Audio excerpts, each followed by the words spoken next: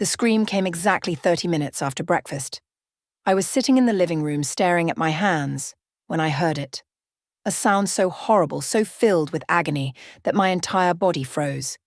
It wasn't just a yell or a shout, it was the kind of scream that makes your blood turn cold, the kind that tells you something is terribly, horribly wrong. Then came the crash. Furniture breaking, glass shattering, heavy thuds like a body hitting the floor. "Trevor!" Patricia's voice cut through the house like a knife. She had been sitting across from me just seconds before, watching me with those cold, calculating eyes. Now she was on her feet, her face drained of all colour, rushing toward the stairs. I sat there, unable to move, my heart pounding so hard I thought it might burst through my chest. What was happening? What had I done? But to understand that morning, I need to take you back. Back to where this nightmare really began. 3 months ago, I found out I was pregnant. I thought Trevor would be happy. We'd been married for 3 years, and despite everything, I still hoped that maybe a baby would change things. Maybe he would become the man I thought I was marrying. Maybe his mother would finally accept me. I was so stupid. The morning sickness started at 8 weeks. Not the gentle nausea that some women describe. This was violent, constant, debilitating. I couldn't keep anything down. Water, crackers, plain toast. Everything came back up within minutes. I lost 12 pounds in 2 weeks. Trevor was disgusted by me. "You're pathetic," he said one morning, watching me stumble from the bathroom after another episode. "My mother never acted like this when she was pregnant. Real women handle it better." That's when things changed. He took my phone first, said I was spending too much time complaining to my friends instead of focusing on being a proper wife and mother. Then he started turning people away from the door. My friend Jessica came by to check on me, and Trevor told her I was sleeping and couldn't be disturbed. When I asked about it later, he said she never came. "Stop making things up," he snapped. "The pregnancy is making you confused." Patricia moved in 2 weeks after that. "To help," she said. But she didn't help. She made everything worse. The woman hated me from the moment Trevor brought me home 3 years ago. I inherited everything when my parents died in a car accident 4 years ago. Properties, investments, trust funds. My father was a successful real estate developer, and he left it all to me, his only child. I didn't realise until much later that this was why Trevor pursued me, why he was so charming, so attentive, so perfect during our courtship, why he pushed for a quick wedding. Patricia knew. She'd planned it all. Living with her was like living with a snake. She would bump into me in the hallway, her elbow catching my stomach just hard enough to hurt but not hard enough to leave a mark. Well, not at first. "Oh, I'm so clumsy," she'd say with a sweet smile. "You really should be more careful in your condition, dear." She served me food that smelled wrong, tasted strange. When I refused to eat it, she'd call Trevor and tell him I was being difficult. He'd come home angry, backing her up, always taking her side. "My mother is trying to help you, and you're being ungrateful," he'd say, his voice low and dangerous. "Eat the food." Once I ate the chicken she made. I was sick for 3 days. She claimed it was fresh, that I must have a weak stomach from the pregnancy. The worst incident happened 3 weeks ago. I was at the top of the stairs, and Patricia was behind me carrying laundry. She bumped into me, hard. I tumbled down 3 steps before catching myself on the railing. My shoulder hit the wall and pain exploded through my side. "Oh my goodness, Amelia!" Patricia gasped, rushing down to where I sat, trembling. "You really need to watch where you're going. These stairs are dangerous for someone in your condition." Trevor came running from his study. Instead of checking if I was okay, he looked annoyed. "What did you do now?" he asked. "She fell down the stairs," Patricia said, her voice dripping with false concern. "I'm worried about her, Trevor. She seems so unsteady lately, confused. Yesterday she insisted I was trying to poison her food. It's not normal." I tried to defend myself, but Trevor cut me off. "You're being dramatic. My mother is here to help you, and all you do is complain." He turned to Patricia. "Maybe we should call Dr. Harrison, get her checked out." Something in the way he said it made my skin crawl. The look they shared. Quick, knowing. That night I heard them talking in the kitchen. I'd gotten up to get water and heard their voices through the door. "The papers are ready," Patricia was saying. "Dr. Harrison will sign off on the evaluation. Once she's hospitalized, you'll have power of attorney." "How long?" That was Trevor's voice. 6 months, maybe less. Once she's committed for psychiatric evaluation, we can sell the properties. By the time anyone questions it, the money will be moved." My hand shook so hard I almost dropped my glass. They were planning something. Something involving me, involving my properties, involving a hospital. I couldn't breathe, couldn't think. I crept back to bed and lay there in the dark, my mind racing. What were they planning? Why did they want me hospitalized? My father's lawyer, Mr. Walsh, had tried to visit twice in the past month for our annual trust review. Trevor sent him away both times, saying I was too sick. Now I understood why. The next 2 days were torture. I pretended everything was normal while Patricia and Trevor watched me constantly. I caught them whispering, saw them exchange looks. Patricia started being strangely nice, which terrified me more than her cruelty. Then came yesterday morning. I woke to gentle hands shaking my shoulder. Patricia stood over me, smiling. "Good morning, sweetie," she said in a voice like honey. "Let me help you to the bathroom." She helped me up, rubbed my back while I was sick, even held my hair. The same woman who'd pushed me down the stairs was now acting like a caring mother. Something was very wrong. This morning was worse. She woke me at 7, that same sweet smile on her face. "I'm making you a special breakfast," she announced. "Something that will help with the morning sickness. An old family recipe." In the kitchen, she'd prepared a feast. Pancakes, bacon, scrambled eggs with herbs, fresh juice, and a steaming cup of tea that smelled strange. "This will make you feel so much better," she cooed, setting a specific plate in front of my usual chair. The eggs on that plate looked different from the others. Darker, with more herbs mixed in. Trevor came down, already dressed for work. Patricia snapped at him to sit at the far end of the table. "Your wife needs space to eat her special breakfast," she said firmly. He obeyed, which was strange. Trevor never listened to anyone. I stared at the plate in front of me. My stomach churned. The smell of the food made me want to vomit, but it was more than that. Every instinct I had screamed danger. Patricia watched me like a hawk. "Eat up, dear. All of it. It's important." Trevor kept checking his watch, fidgeting. The air felt thick with tension. When Patricia turned to the stove and Trevor glanced at his phone, I made my decision. My hands shaking, I quickly switched my plate with Trevor's. He didn't notice. He was too busy scrolling through his messages, shoveling food into his mouth without really tasting it. Patricia turned back and saw my new plate still full. Her eyes narrowed. "Amelia, you need to eat." "I can't," I whispered. "I'm sorry, I feel too sick." Trevor stood abruptly. "She's useless. Can't even eat a simple breakfast." He grabbed his briefcase and headed for the door. That's when I saw Patricia's face change. She was staring at Trevor's empty plate, then at the door, then back at the plate. Her face went from angry to confused to absolutely horrified. She'd realized something terrible. And 30 minutes later, Trevor screamed.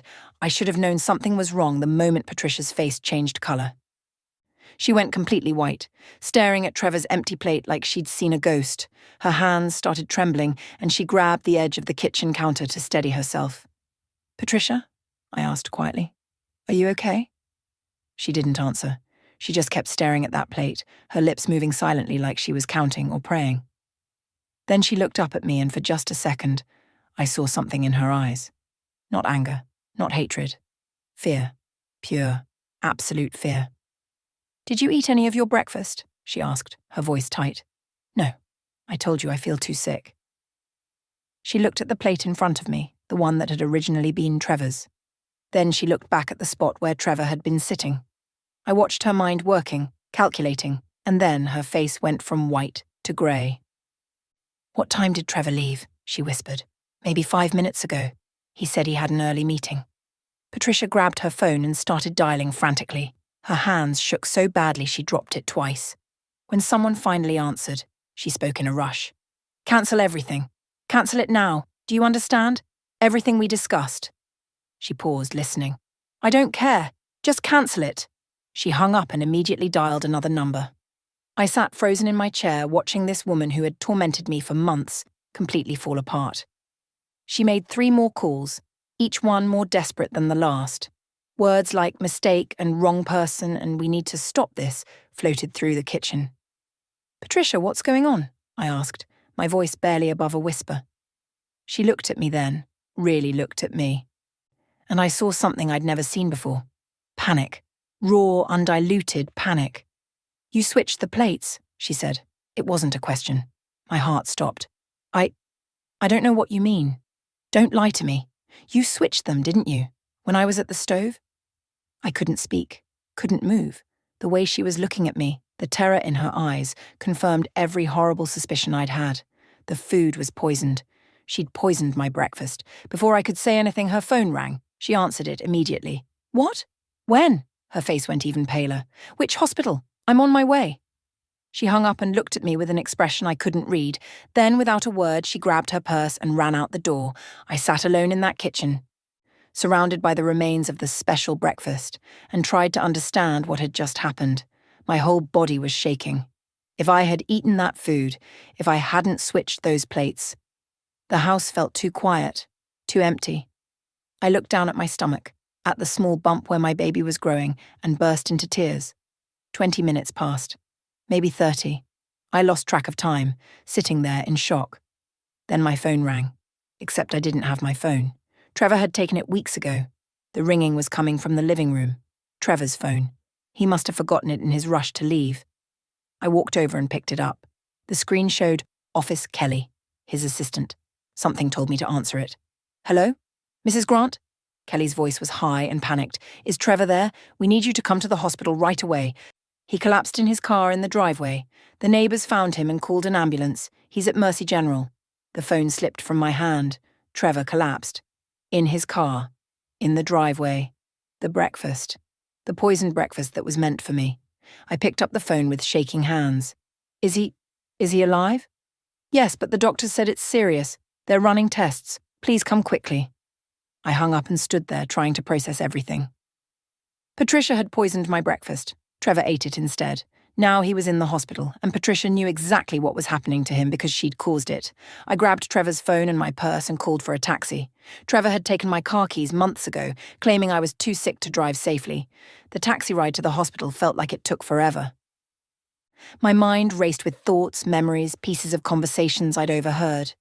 Patricia ordering something online, Trevor talking about the plan, those whispered conversations about commitment papers and hospitalizations. They were going to poison me, make me sick, make me seem crazy, and then lock me away while they took everything. At the hospital, I found Kelly in the emergency waiting room. She looked terrified. Mrs. Grant, the doctors are with him now. They won't tell me anything because I'm not family. They said he was convulsing when the paramedics arrived. They think it might be a seizure or poison. Poison. The word hung in the air between us. Where's his mother? Kelly asked. She's on her way, I said quietly. A doctor emerged from the emergency area looking grim. Mrs. Grant? I nodded. Your husband is stable for now, but his condition is serious. We've pumped his stomach and we're running a full toxicology panel. Can you tell me what he ate this morning? Before I could answer, Patricia appeared, rushing through the emergency room doors. Her hair was messy, her makeup smeared. She looked like she'd been crying. Where is he? Where's my son? The doctor turned to her. Are you Mrs. Grant's mother-in-law? Yes. Is Trevor okay? What happened? We're trying to determine that. I was just asking Mrs. Grant about his breakfast this morning. Patricia's eyes locked onto mine. I saw the warning there, the threat. But I also saw the fear. She was terrified of what I might say. His mother made breakfast, I said slowly, watching Patricia's face. A special breakfast. Pancakes, eggs with herbs, and a special tea. The doctor frowned. What kind of herbs? I don't know, I said honestly. Patricia made everything. All eyes turned to Patricia. She opened her mouth, then closed it. I could see her mind working, trying to find a way out. Just regular cooking herbs, she finally said. Parsley, maybe some oregano. Nothing unusual. Amelia must be confused. The pregnancy makes her forgetful. There it was again. The suggestion that I was crazy, unreliable, confused. I'm not confused, I said quietly. You made a special plate. You insisted Trevor sit away from me. You watched me to make sure I ate from that specific plate. Patricia's face turned red. That's ridiculous. I was trying to help with your morning sickness. Trevor, tell them. But Trevor couldn't tell them anything. He was unconscious in the emergency room, fighting for his life. A nurse approached the doctor and whispered something in his ear. His expression darkened. I need to speak with both of you privately, he said. Security, please escort these ladies to the consultation room. 2 security guards appeared. Not regular hospital staff, but actual security. My heart started pounding again. In the consultation room, the doctor closed the door and looked at both of us with a serious expression. The preliminary toxicology results show high levels of several toxic compounds in your husband's system. This wasn't an accident or a medical emergency. Someone deliberately poisoned him. Patricia made a sound like a wounded animal. The doctor continued, "I've called the police. They'll want to speak with both of you about what happened this morning. In the meantime, I need to ask you both to wait here." He left, and the security guard stood by the door. I looked at Patricia. She looked at me. We sat in silence waiting, while Trevor fought for his life down the hall. The breakfast she'd made for me was inside him, tearing through his system, destroying him from the inside. The consultation room felt like it was closing in on me. Patricia sat across from me, her hands twisted together in her lap, her face a mask of barely controlled panic. The security guard stood by the door, arms crossed, watching us both. Neither of us spoke for a long time. I kept thinking about Trevor's phone, still clutched in my hand. When we got in the taxi, I'd noticed it was unlocked. He must have been using it when he collapsed, and it never locked again. I could see notifications lighting up the screen. Messages. Emails. Everything. Patricia was staring at the wall, her lips moving silently. She looked older suddenly, like she'd aged 10 years in the past hour. Her perfect makeup was streaked with tears, her carefully styled hair falling loose around her face. "How long?" I asked quietly. She didn't respond, didn't even look at me. "How long were you planning this?" My voice was stronger now. "Days? Weeks? Months?" Patricia's jaw clenched. "I don't know what you're talking about." "Yes, you do." I held up Trevor's phone, "and I think this will tell me everything I need to know." Her eyes snapped to the phone, and I saw fear flash across her face, real, genuine terror.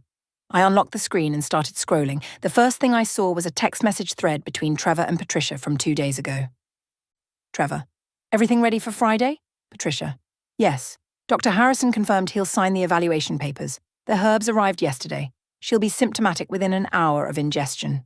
Trevor: "And you're sure this will work?" Patricia: "I've done my research. Small doses over time would be better, but we don't have time. Walsh is getting suspicious. This dose will cause seizures, hallucinations, disorientation. Enough to get her committed for psychiatric evaluation. Once she's locked up, the power of attorney activates." Trevor: "How long until we can sell the properties?" Patricia: 6 months maximum. By the time anyone realizes what happened, the money will be untraceable." My hands shook so badly I almost dropped the phone. I kept reading, scrolling further back. Weeks of messages. Months of planning. Patricia: "Found the perfect herbs, moonflower seeds and white snake root. Mixed correctly, they mimic mental illness symptoms perfectly." Trevor: "You've done this before?" Patricia: "Let's just say your stepfather's death wasn't as accidental as everyone thought." I felt sick. Not morning sickness. Real, bone-deep nausea at what I was reading. There were more messages. Screenshots of my property deeds. Contact information for real estate buyers. Forged documents with my signature, bank account numbers, everything they needed to steal my entire inheritance. I looked up at Patricia. She was watching me now, her face pale. "You killed your first husband," I whispered. "Trevor's stepfather. You poisoned him too." She didn't deny it, just sat there staring at me with empty eyes. "Why?" My voice cracked. "Why did you hate me so much? What did I ever do to you?" Patricia laughed then, a bitter, hollow sound. "Hate you? I didn't hate you. I didn't feel anything about you. You were just money, properties, assets. Do you know how long I've been poor? How long I've watched other people live in beautiful homes while I scraped by? So you decided to marry your son off to me? To steal everything?" "I didn't decide anything," Patricia snapped. "Trevor found you first, showed me your family information, your inheritance. We researched you for 6 months before he ever introduced himself. The coffee shop meeting, planned, the shared interests, researched. Every single thing about your courtship was designed to make you trust him." The words hit me like physical blows. Everything had been a lie. Every moment, every smile, every promise. And when that wasn't enough, when I wasn't just handing over my money, you decided to have me committed. "You were going to find out eventually," Patricia said coldly. "Walsh was asking too many questions. You were getting suspicious. We needed to act fast. The pregnancy was perfect timing. Everyone would believe you'd had a mental breakdown from the stress and hormones." I wanted to scream, to cry, to hit her. Instead, I kept scrolling through Trevor's phone, documenting everything. There were photos too. Pictures of documents from Dr. Harrison, pre-signed commitment papers with my name on them, a contract with a private psychiatric facility in another state. They were going to lock me away and throw away the key.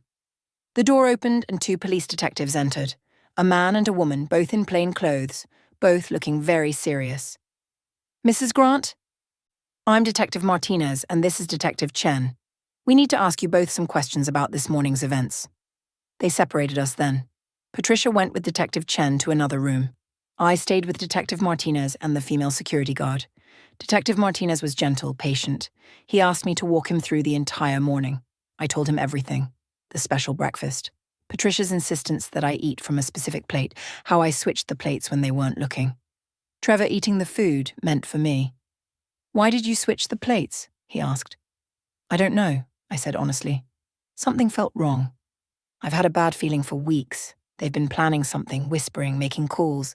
And this morning, the way Patricia watched me. I just knew I shouldn't eat that food. Can you show me these text messages you mentioned? I handed him Trevor's phone, watched his expression darken as he read. He called Detective Chen, and they both examined the phone together, taking photos of everything. Mrs. Grant, Detective Martinez said carefully, I need to ask you something. Have Trevor or his mother hurt you before? I hesitated. Then slowly, I pulled up my sleeves. The bruises were fading but still visible. Finger-shaped marks on my upper arms. I showed him my shoulder, still discolored from where I hit the wall when Patricia pushed me down the stairs. The security guard gasped. Detective Martinez's jaw tightened. How long has this been going on? Since I got pregnant. It got worse when Patricia moved in. A nurse knocked on the door. Detective? The toxicology report is complete. You need to see this. We followed her to a small office where a doctor was reviewing papers on a computer screen. The levels are extremely high, the doctor explained. White snake root and moonflower seeds, just like the messages described. Whoever prepared this knew exactly what they were doing. Another hour without treatment, and Mr. Grant would have died. Even now, he's going to need extensive treatment for the organ damage. Detective Martinez turned to me. You saved your husband's life by not eating that food, even though he was part of the plan to hurt you. I didn't know how to feel about that. Part of me wished I'd let Trevor eat his own breakfast, the breakfast Patricia had prepared for him, but another part of me, the part that had loved him once, was glad he was alive. At least alive enough to face justice. What happens now? I asked. We're arresting Mrs. Patricia Grant for attempted murder, conspiracy to commit fraud, and elder abuse. Your husband will be arrested as soon as he's stable enough. The evidence on this phone is more than enough. Through the window, I could see Patricia being led away in handcuffs. She looked small suddenly, broken. She glanced back once and saw me watching. I expected hatred in her eyes. Instead, I saw resignation. She knew it was over. Detective Martinez touched my arm gently. Mrs. Grant, I need you to call someone. A lawyer, a friend, family, someone who can help you. Do you have anyone? I thought of Mr. Walsh, my father's lawyer, the man who'd been trying to protect me all along. Yes, I whispered. I have someone. Mr. Walsh arrived at the hospital within an hour of my call. I was sitting in a private waiting room when he rushed in, his face filled with concern. He was older than I remembered, his hair grayer, but his eyes were the same. Kind. Trustworthy. The way my father's had been. Amelia, he breathed, and before I knew what was happening, I was crying in his arms like a child. I'm so sorry, he kept saying. I should have pushed harder. I should have known something was wrong when Trevor kept turning me away. It's not your fault, I managed between sobs. They planned everything. You couldn't have known. Detective Martinez joined us, and I watched as Mr. Walsh's expression changed from concern to fury as he read through Trevor's phone messages. These people, he said, his voice shaking with anger, tried to steal everything your father worked his entire life to build, everything he left to protect you. There's something else, Detective Martinez said. He pulled out a folder. We searched Patricia Grant's house an hour ago. Found this. He opened the folder and spread papers across the table. My breath caught. It was a notebook. Patricia's handwriting filled every page. Detailed notes about poison doses, symptoms, timing, expected reactions. There were pages about me specifically. My routines, my habits, what I ate when I slept. She'd been watching me for months, studying me like a lab experiment. But it went back further than that. Look at this, Detective Martinez pointed to pages dated 4 years ago, before I even met Trevor. The pages detailed my family, my father's business, my inheritance, property values, trust fund details, information that should have been private. She researched you for over a year before Trevor ever approached you, Mr. Walsh said, his voice hollow. This was planned from the very beginning. I felt numb. Every moment of my relationship had been a lie. Trevor didn't bump into me at that coffee shop by accident. He didn't share my love of old movies by coincidence. Everything was calculated, researched, designed to make me fall in love with him. There's more, Detective Martinez said quietly. He turned to a section near the back of the notebook. The pages were about Patricia's first husband, Trevor's stepfather, a man named Richard who died 7 years ago from what was ruled as a heart attack. Patricia's notes told a different story. The same herbs, the same careful planning, the same calculated doses. She'd poisoned him slowly over 6 months, and when he finally died, she inherited everything. Not much, the notes said. Only about $200,000. But it was enough to prove she could do it and get away with it. We're reopening Richard's case, Detective Martinez said. His body will be exhumed for testing. If we find the same toxins, Patricia will face murder charges on top of everything else. Mr. Walsh was reading another section of the notebook. This is Trevor's handwriting, he said, pointing to notes in different ink. He was keeping track of the properties, planning which ones to sell first, where to move the money. The notes were detailed and cold. My childhood home, the one my parents bought when I was born, was marked Sell Immediately, Highest Value. The apartment building my father built as his first project was marked Liquidate Offshore Accounts. They were going to erase my entire family legacy and disappear with the money. How much would they have gotten? I asked quietly. Mr. Walsh looked at me sadly. Everything. Your entire inheritance is worth approximately $18 million. If their plan had worked, if you'd been committed and declared incompetent, they could have sold everything within a year. By the time you got out, if you ever got out, there would be nothing left. $18 million. My father had worked 40 years to build that, and Trevor and Patricia were going to steal it all in less than 12 months. A nurse entered the room. Mrs. Grant, your husband is awake. He's asking for you. I looked at Detective Martinez. He nodded. We need to interview him anyway. You can be there if you want. I didn't want to see Trevor. Didn't want to look at the man who'd lied to me for 3 years, who'd helped his mother plan to destroy me. But I needed to hear what he would say. Needed to see if he would tell the truth or keep lying until the end. Trevor's hospital room was cold and sterile. He lay in the bed, pale and weak, with IV lines running into both arms. When he saw me, something flickered in his eyes. Not love, not remorse. Calculation. Amelia, he said, his voice raspy. Thank God you're here. My mother, she tried to poison me. I stared at him in disbelief.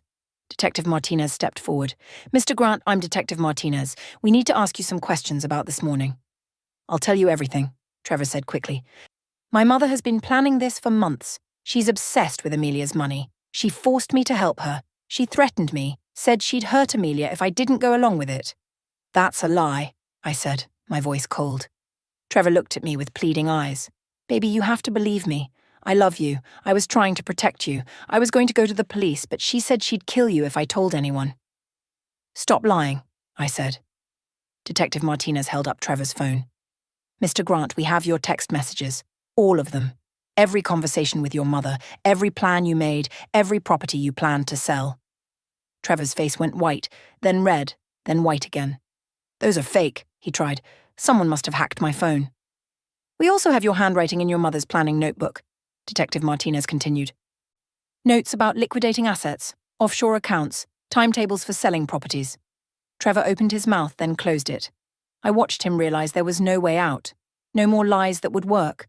No more manipulation. It was my mother's idea, he finally said, his voice turning hard. All of it.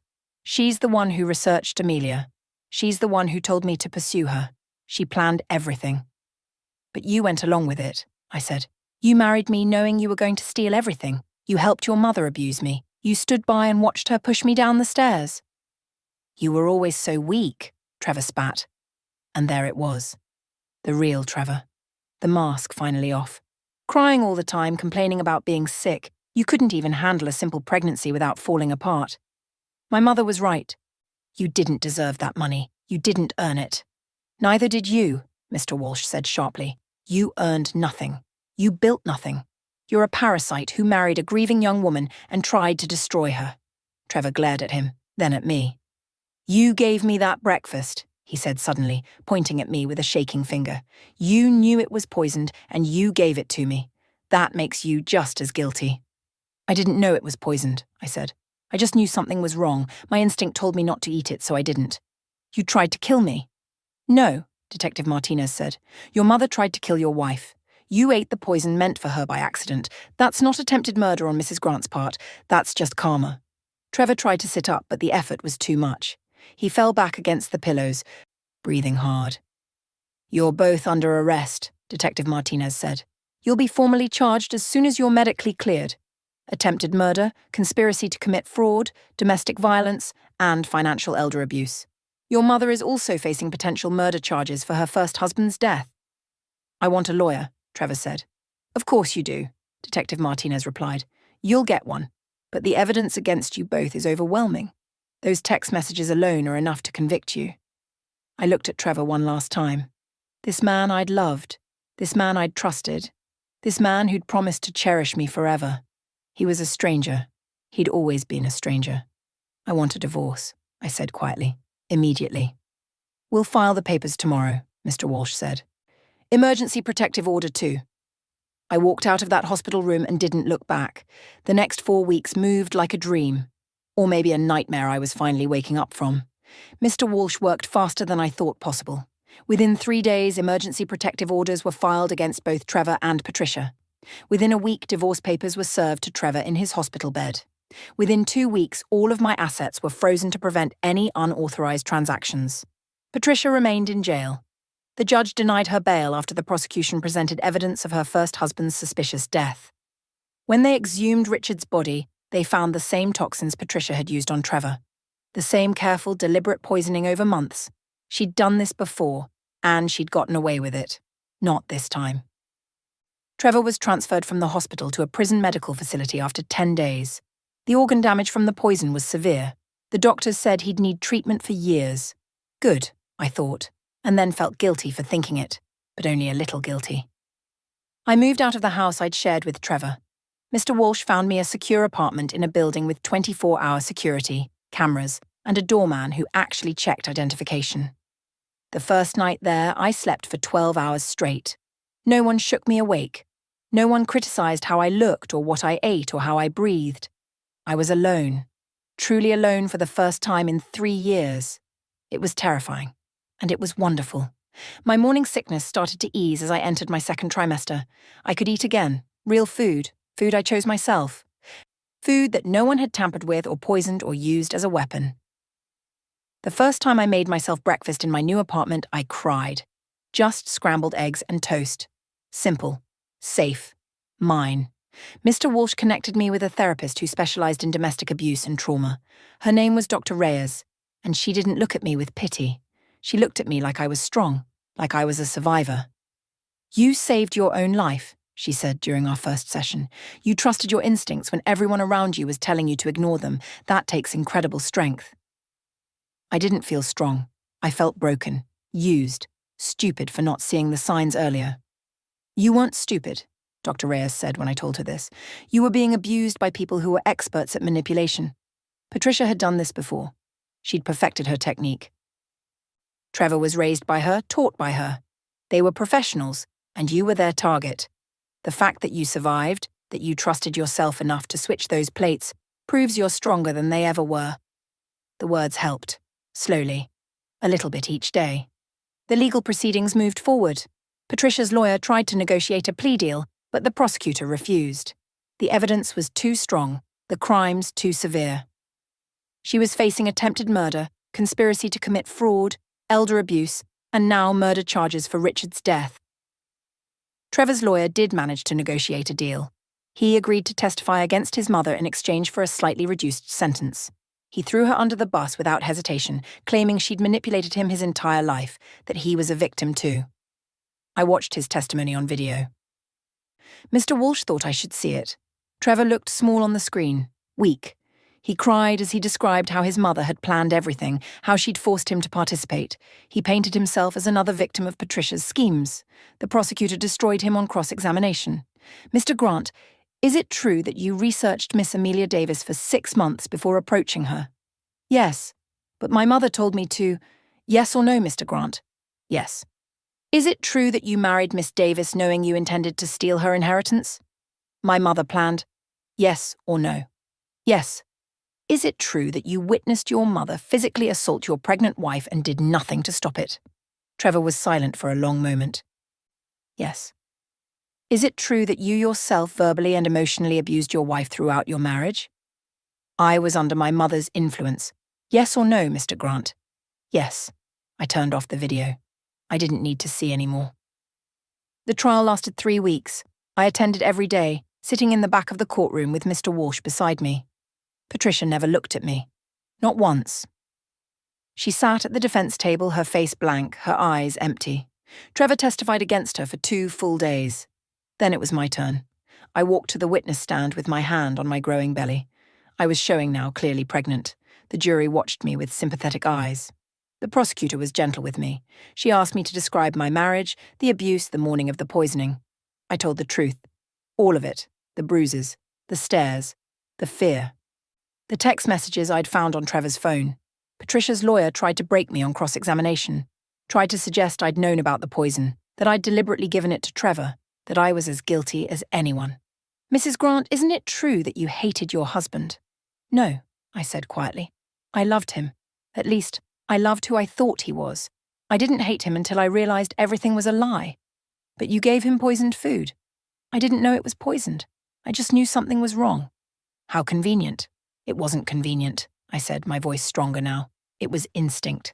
The same instinct that had kept me alive for months while your client tormented me. The same instinct that told me something was very wrong when a woman who hated me suddenly started being kind. The lawyer tried a few more questions, but I didn't break. Dr. Reyes had prepared me well. The jury deliberated for 6 hours. Patricia was found guilty on all counts. Attempted murder of me, murder of Richard, conspiracy to commit fraud, financial elder abuse, everything. The judge sentenced her to 15 years for the attempted murder, with an additional life sentence for Richard's murder. She would die in prison. Trevor's sentencing came a week later. Because of his cooperation and plea deal, he received 12 years for conspiracy and fraud.